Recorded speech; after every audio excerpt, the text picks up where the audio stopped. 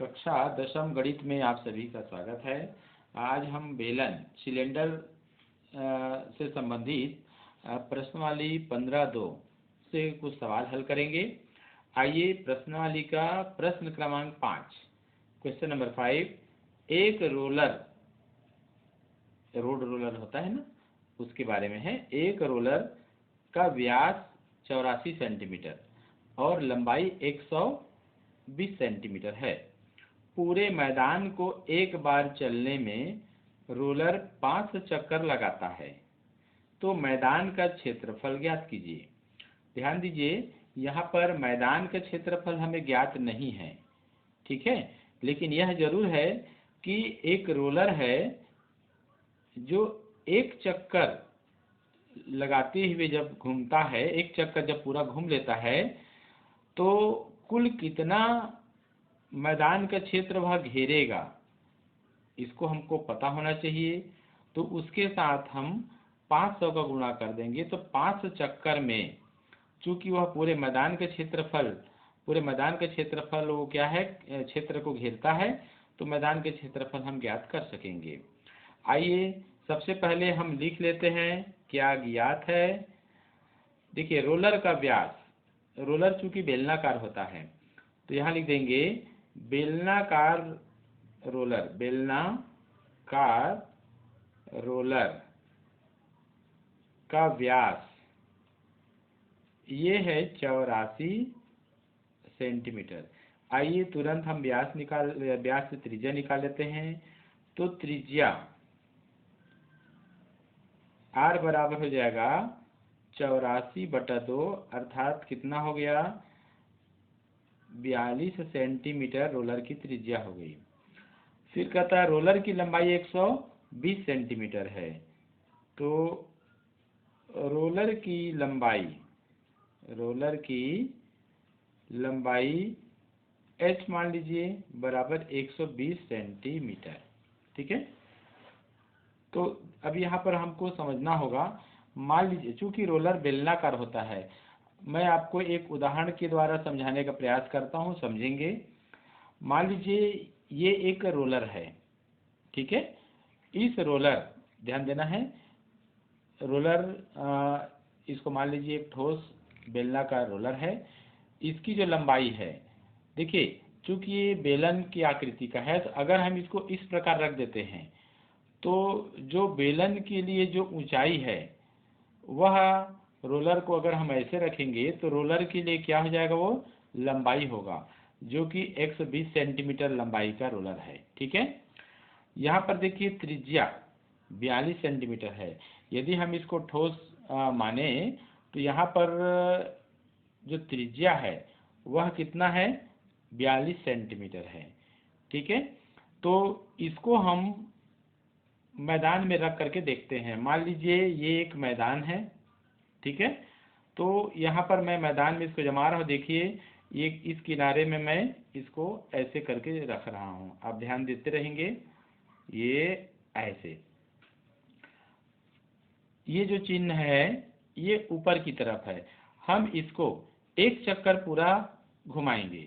ध्यान दीजिए, एक चक्कर यहाँ पर इसको घुमा कर देखते हैं। आइए घुमाने का हम उपाय भी कर लेते हैं। ये तो ये घुमा के देखिए इस प्रकार से,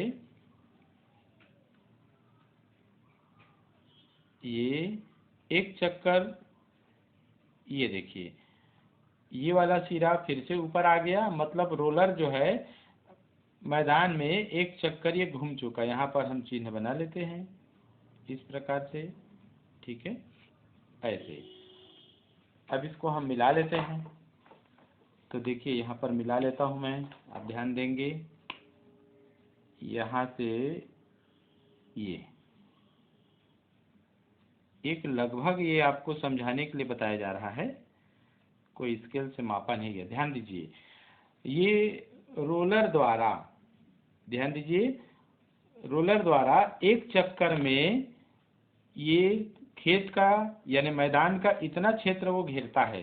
चूंकि रोलर का ये वक्र पृष्ठ है, तो वक्र पृष्ठ एक चक्कर में चली गई दूरी बेलन के वक्र पृष्ठ के बराबर होगी। ठीक है ना। तो सबसे पहले हमको क्या करना होगा, बेलन का वक्र पृष्ठ ज्ञात करेंगे। ठीक है ना, बेलन अर्थात रोलर का। तो आइए ज्ञात करते हैं।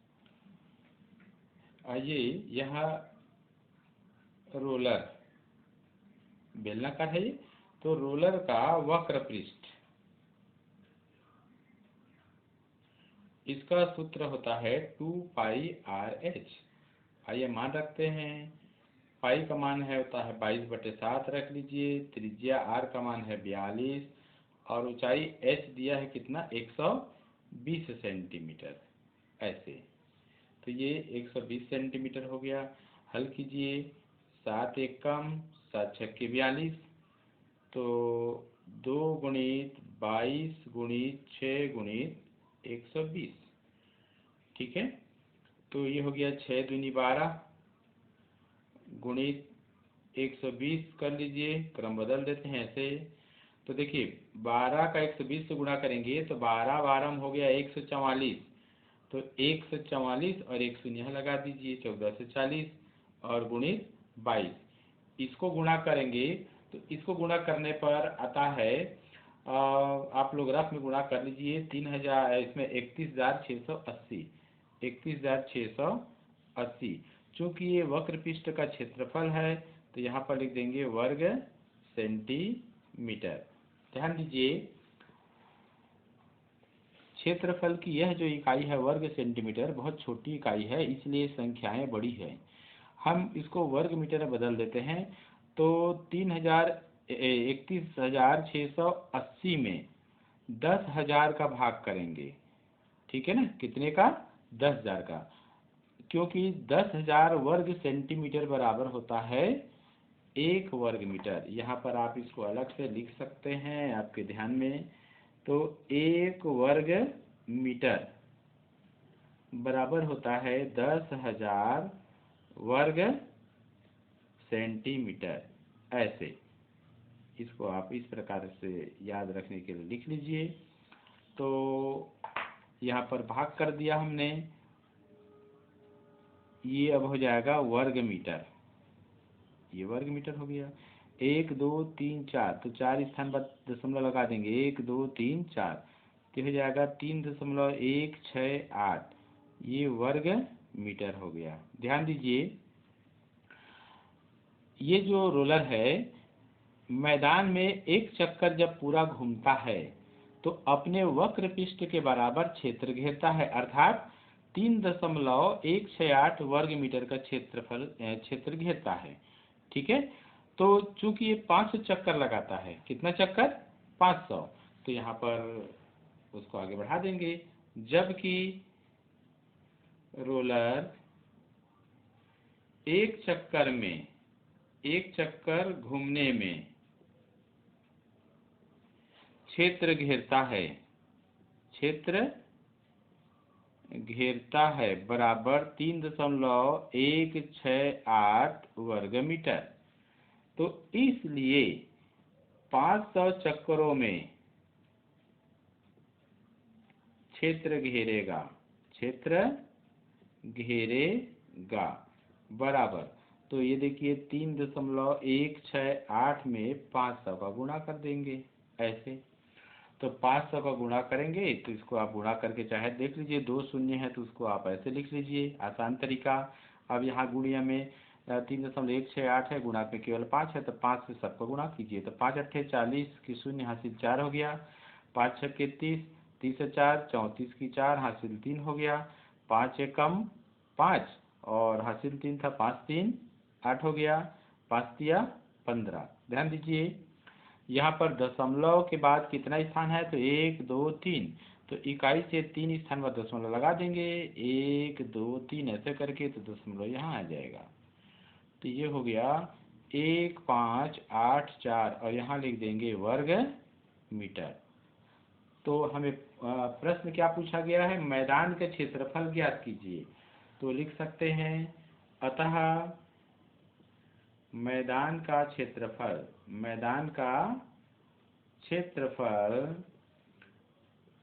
1584 वर्ग मीटर है। ये आंसर हो गया। ऐसे प्रश्न क्रमांक 8, एक बेलन के आधार की परिधि 88 सेंटीमीटर है। आधार की परिधि, चूंकि आप जानते हैं बेलन का आधार वृत्ताकार होता है, तो वृत्त की जो परिधि है वही बेलन के आधार की परिधि होगी, जिसका मान दिया है 88 सेंटीमीटर और ऊंचाई 10 सेंटीमीटर है। तो बेलन का आयतन ज्ञात कीजिए। ध्यान दीजिए, सबसे पहले इस प्रकार के जो भी सवाल है उसको सरल बनाने के लिए हमें क्या क्या दिया गया है उसको सावधानी पूर्वक प्रश्न को पढ़ें और यहाँ पर लिखते जाइए। यहाँ पर दिया आधार की परिधि, तो बेलन के आधार की परिधि ध्यान देना है ना आपको। तो आधार की परिधि, इसका जो मान है 88 सेंटीमीटर है। आप लिख लीजिए। आप समझने के लिए भी कह सकते हैं, बेलन का जो आधार होता है वृत्ताकार होता है, तो वृत्त का परिधि का सूत्र होता है 2πr। ऐसे आपको इससे सरल होगा, सोचने में आसानी होगी। बेलन की ऊंचाई, बेलन की ऊंचाई, तो बेलन की ऊंचाई h बराबर है 10 सेंटीमीटर। ठीक है। तो बेलन का आयतन ज्ञात करना है। बेलन का आयतन, तो चूंकि बेलन का आयतन ज्ञात करना है तो इसका सूत्र भी हम लिख लेते हैं। बेलन का आयतन का सूत्र होता है πr²h। ठीक है, और ये लिख देंगे यहाँ पर क्वेश्चन मार्क। ध्यान दीजिए, हमें निकालना है बेलन का आयतन। तो इस सूत्र को देखिए गौर से। यहाँ पर पाई का मान हमें पता होना चाहिए जो कि 22/7 है। आर का मान पता होना चाहिए।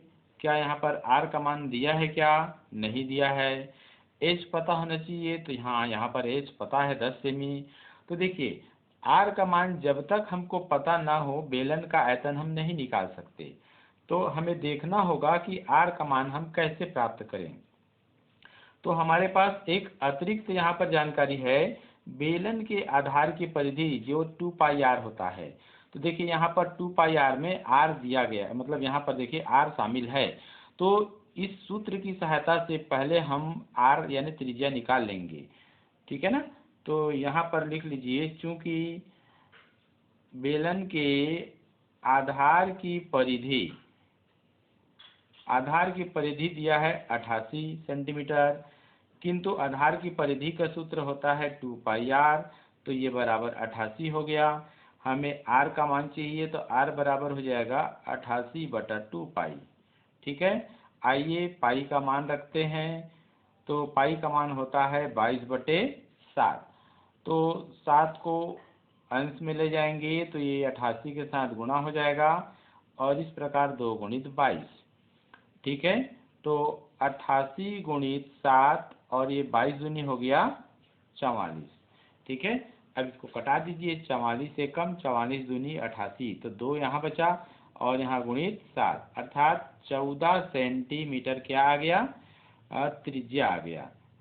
तो बेलन के आधार की त्रिज्या 14 सेंटीमीटर है, इसलिए बेलन का आयतन अब हम निकाल सकते हैं। बेलन का आयतन, तो बेलन का आयतन का सूत्र है πr²h।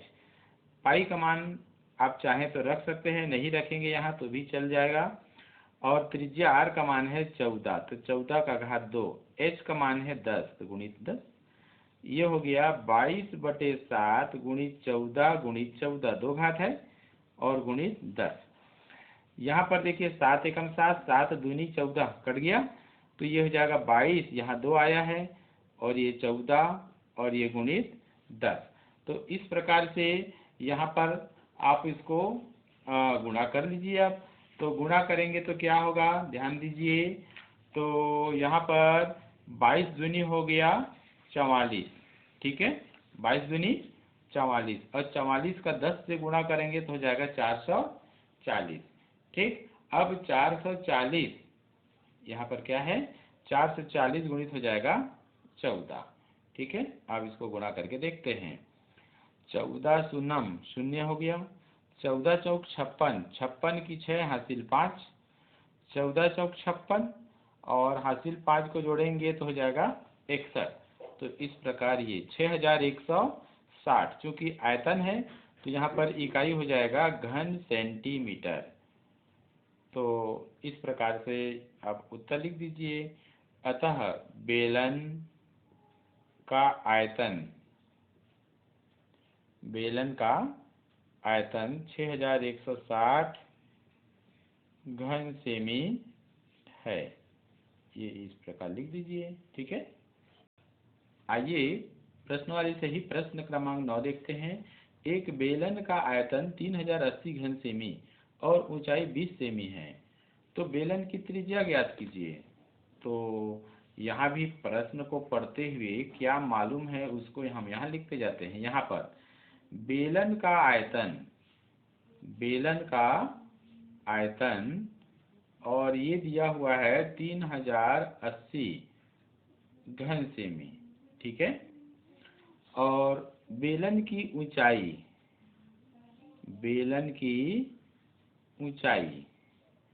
तो बेलन की ऊंचाई h का मान दिया हुआ है 20 सेंटीमीटर। तो बेलन की त्रिज्या ज्ञात करनी है। बेलन की त्रिज्या r का मान ज्ञात करना है। ध्यान दीजिए, यहाँ पर बेलन का आयतन दिया है 3080 घन सेमी, और जहाँ तक आपको याद हो रहा है कि बेलन के आयतन का सूत्र है पाई r स्क्वायर h।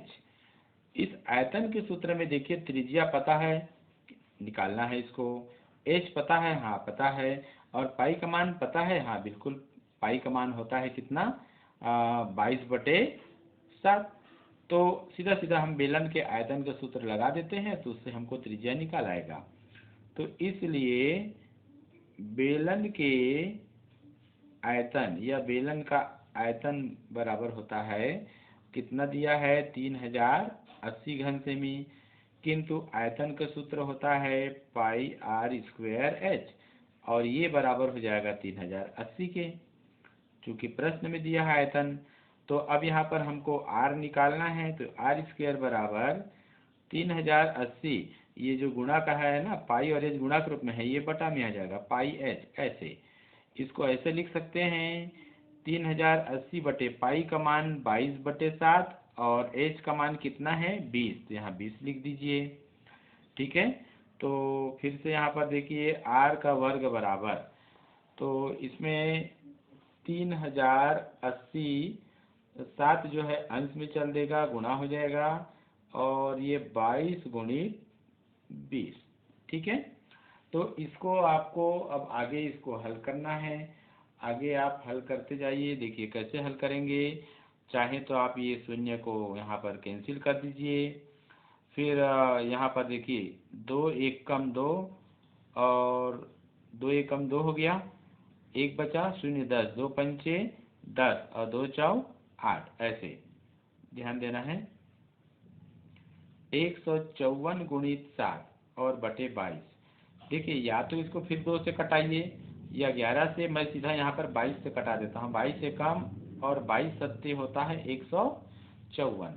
तो इस प्रकार से r का वर्ग बराबर, यहाँ पर 7 गुणित 7 बचा, तो हम इसको 7 का वर्ग लिख सकते हैं। तो देखिए यहाँ पर दोनों पक्षों में बराबर के इधर और इधर घातांक समान है, तो उनके आधार भी समान होंगे। इस प्रकार r बराबर क्या हो गया 7 सेंटीमीटर। तो अब आप आंसर लिख सकते हैं। अतः बेलन के आधार की त्रिज्या या बेलन की त्रिज्या, आधार की त्रिज्या बराबर 7 सेंटीमीटर है। आंसर ऐसे। आइए प्रश्न क्रमांक 10 देखते हैं। एक 35 सेंटीमीटर ऊंचाई वाले जार में 11 लीटर जूस आता है। जार का व्यास ज्ञात कीजिए। ध्यान दीजिए, यह जार का व्यास ज्ञात करने की बात है। इसका मतलब है जो जार है वह बेलनाकार होगा। मान लीजिए ये इस प्रकार से कोई बेलनाकार जार है, गिलास नुमा भी हो सकता है ये इस प्रकार से, ये ठीक है। तो ध्यान देना है आपको। तो एक 35 सेंटीमीटर ऊंचाई वाले जार में, ये ऊंचाई है कितना दिया हुआ है, ये दिया हुआ है 35 सेंटीमीटर ऊंचाई बोला है जार का, ठीक है। और इसमें 11 लीटर जूस आता है। मान लीजिए इस जार में जूस भरा जाए तो जूस 11 लीटर आता है। इसका मतलब जार में भरे जूस का आयतन हो गया ये। तो यहाँ लिख देंगे जार का आयतन, ठीक है ना, जार का आयतन हो गया। तो आयतन कितना है, 11 लीटर है, ठीक। तो जार का व्यास कितनी, यहाँ पर देखिए जार का ये व्यास है, ठीक है। तो जार का व्यास ज्ञात करना है ये। तो जार का व्यास ज्ञात करने के लिए हमको जार की त्रिज्या निकालनी होगी। तो जार की त्रिज्या आर क्वेश्चन मार्क हो गया, ठीक है। तो यहाँ पर हम लिखना प्रारंभ करते हैं। देखिए यहाँ पर बेलनाकार जार है ये। तो जार की ऊंचाई h बराबर 35 सेंटीमीटर और जार में भरे हुए जूस, जार में जूस आता है बोल रहे हैं, मतलब उसमें उसका धारिता हो गया, आयतन हो गया। तो यहाँ पर लिख देंगे जार का आयतन। तो आयतन है 11 लीटर। ध्यान दीजिए यहाँ पर लीटर एक अलग इकाई हो गया और यहाँ ऊंचाई सेंटीमीटर में है। तो दोनों का इकाई समान करने के लिए हम लीटर को सेंटीमीटर में बदलने का प्रयास करते हैं। तो देखिए 11 लीटर हो गया ये। तो 11 लीटर में ध्यान आपको देना है, 11 में आपको 1000 का गुणा करना होगा और यहाँ लिख देंगे घन सेमी, घन सेमी। क्योंकि यहाँ पर 1 लीटर, एक, ध्यान दीजिए 1 लीटर यहाँ लिख देते हैं ऐसे, 1 लीटर बराबर होता है 1000 घन सेमी। ऐसे इसको आप ऐसे डिब्बा में बंद कर दीजिए। तो यहाँ ये हो जाएगा आपका 11000 घन सेमी। क्या हो जाएगा, 11000 घन सेमी, ठीक है। तो आयतन भी हमारे सामने है। अब हमको आर निकालना है। तो आयतन का सूत्र यहाँ लगा देते हैं, बेलन के आयतन का। तो इसलिए बेलनाकार जार का आयतन कितना दिया हुआ है, 11000 घन सेमी। 11000 घन सेमी हो गया। तो लेकिन यहाँ पर आयतन का सूत्र होता है पाई आर स्क्वायर एच और ये हो गया 11000। तो आइए हमको आर का मान निकालना है। तो आर स्क्वायर बराबर 11000 बटे पाई एच, ठीक है। तो आर स्क्वायर बराबर 11000, पाई का मान 22/7 और एच का मान कितना है, तो 35 है। हल करते हैं तो 11000 7 गुना हो जाएगा और ये हो गया 22 गुणित 35, 7 एकम 7, 7 पंचे 35 और इसको कटा दीजिए आप। 11 1000 में कटे गए और 11 दूनी 22, 2 एकम और 2 पंचे 10, 500 बार में कटेगा। तो एक बार में क्या बच रहा है एक बार लिख लेते हैं। ये 500 और बटे 5, 5 एकम और ये 100 बार में कट गया, ठीक। तो आर स्क्वायर बराबर हो जाएगा 100 बचा तो 100 को 10 का घात 2 लिख सकते हैं। देखिए यहाँ दोनों पक्षों में घातांक समान है तो उनके आधार भी क्या होंगे, समान, अर्थात आर बराबर क्या हो गया, 10 सेंटीमीटर, ठीक है। लेकिन हमको निकालना क्या है, व्यास निकालना है। तो आइए व्यास निकाल देते हैं। इसलिए इस लिए जार का व्यास, जार का व्यास बराबर 2 गुणित त्रिज्या, तो 2 गुणित 10, तो ये 20 सेंटीमीटर होगा और ये आंसर, ठीक है। तो इस प्रकार हमें इसको बनाना है, ठीक।